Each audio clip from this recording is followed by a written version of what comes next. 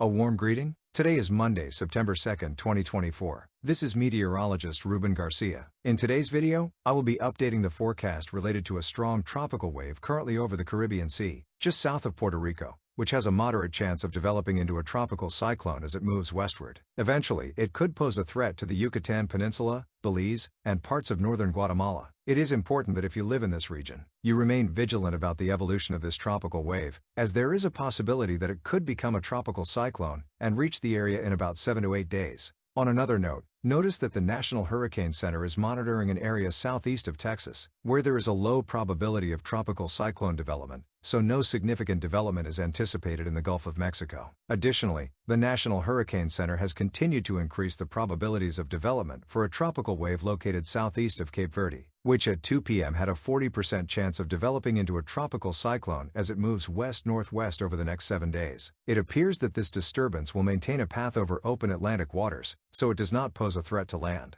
Although it has not yet been marked by the National Hurricane Center, we are monitoring another tropical wave located midway between the Caribbean and Africa, and some models indicate that it has a chance of developing as it moves west-northwest. It's possible that by 8 p.m., the National Hurricane Center will mark this area with the potential for tropical cyclone development. However, it seems that it will likely stay far from the Caribbean region. The disturbances we are monitoring in the Atlantic can be seen in the projections of the American Model Ensemble. First, note the region in the western Caribbean Sea and the southern Gulf of Mexico, where we will be monitoring the tropical wave moving through this region. This is why those in Tamaulipas, Veracruz, the Yucatán Peninsula, Belize, and northern Guatemala should be attentive to the evolution of this tropical wave. For now, it appears that this system will pass just south of Jamaica, so at the moment there is no risk of a direct impact from a tropical cyclone, although it may bring some heavy showers towards the end of this week. Later I will show you the expected rainfall accumulations across these areas. Additionally, some ensemble members indicate the development of the tropical wave midway between the Caribbean and Africa, but in general, all agree that it should maintain a northwestward path closer to Africa. Also, some members show the development of 1 or 2 tropical cyclones, but all maintain a path well to the north, far from land. In general, the European Model Ensemble also agrees that these are the areas we will be monitoring over the coming days, although the only one posing a potential danger to land is the tropical wave that has entered the Caribbean Sea, which we will be discussing in the next few minutes. Let's look at the infrared satellite animation of the Caribbean region. Here, you can see how the tropical wave has become active in terms of convection and thunderstorms that it has been generating today. Some heavy showers affected the Lesser Antilles and Puerto Rico today, and are currently also affecting parts of eastern Dominican Republic. However, the most active part of this tropical wave remains south of Puerto Rico and the Dominican Republic, and will continue its west or west-northwest trajectory. It won't be until it reaches the western Caribbean waters where it could encounter favorable conditions for tropical cyclone development.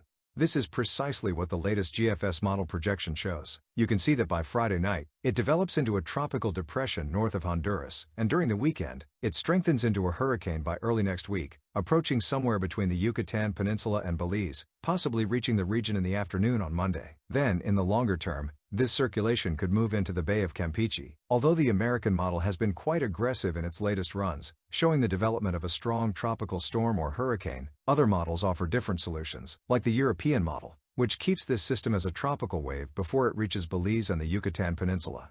Thus, our two best models today show considerable divergence in the future of this tropical wave, which is why the National Hurricane Center currently maintains a moderate chance of development either north of Honduras, east of Yucatan, or in the Bay of Campeche waters. We also have the German model projection, which shows a tropical depression entering just south of Quintana Roo or northern Belize during Friday afternoon. Again, we don't have consensus among the models, and we'll have to wait until at least Wednesday or Thursday when the tropical wave reaches the western Caribbean to see if it develops into a tropical cyclone. Meanwhile, as it crosses the Caribbean Sea, it will bring some showers to parts of Jamaica, the Yucatán Peninsula, and Belize. Let's also look at the Doppler radar projection according to the GFS model. Here you can see that between Thursday and Friday, it should bring heavy showers across Jamaica, and then over the weekend and early next week, it will bring showers across the Yucatán Peninsula, northern Guatemala, and Belize. The intensity of these showers will depend on whether a tropical cyclone ultimately forms. In any case, in about 7 to 9 days, significant rainfall is expected across these areas. So if you live in this zone, you should pay attention to the National Hurricane Center's bulletins. For example, if the GFS model projection comes true, you can see that some estimated rainfall amounts range from 200 to 350 millimeters of accumulated rainfall that could affect parts of southern Mexico, including the states of Quintana Roo,